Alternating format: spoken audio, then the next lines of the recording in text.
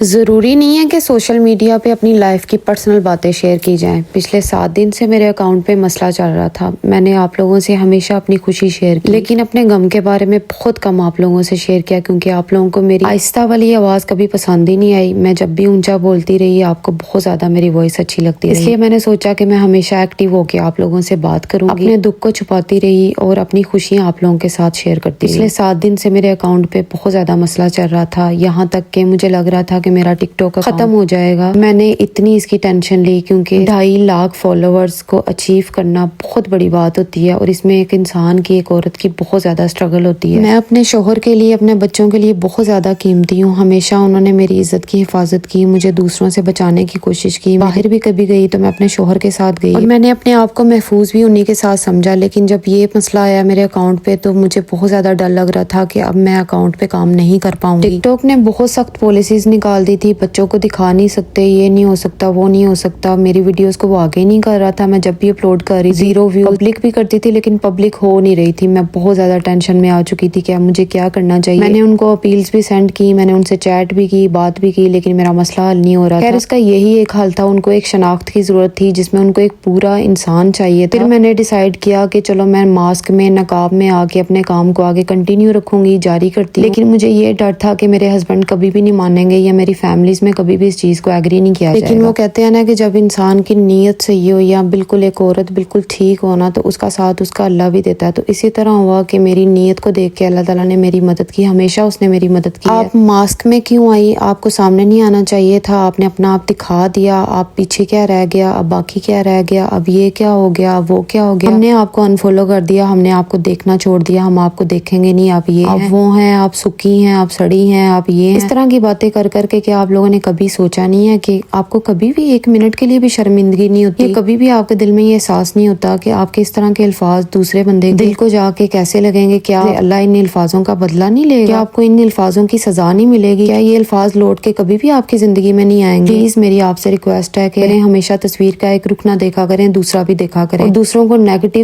کہنے سے پہلے، اس کے بارے میں نیگیٹو سوچنے سے پہلے اس کی کوئی اچھائی یاد کر لیا کریں، اس کا کوئی اچھا کام یاد کریں، تاکہ آپ کی زندگی بھی آسان ہو، آپ کی زندگی کی تمام مشکلیں دور ہوں۔ میں نے ہمیشہ اپنے خلاف بولنے والوں کے لیے کبھی بد دعا نہیں دی، کبھی ان کو برا نہیں کہا۔ میں نے ان کے لیے ہمیشہ دعا کی کہ اللہ تعالیٰ ان کو ہدایت دے، اللہ تعالیٰ ان کا نصیب پیارا کرے، کیونکہ بیٹیاں سب کی ایک جیسی ہوتی ہیں، بیٹے سب کے ایک جیسے ہوتے ہیں۔ میں ہمیشہ آپ سب کے لیے دعا کروں گی، اور ہمیشہ آپ سب کو اچھے لفظوں میں یاد رکھوں گی۔ آج آپ سے یہ نہیں کہوں گی کہ میری ویڈیو کو لائک کیجیے گا یا فالو کرنا تو بنتا ہے، آج آپ سے صرف یہ کہوں گی کہ پلیز خدا را نیگیٹو کمنٹس کرنا چھوڑ دیں، اور اپنی زندگی کو سکون میں لے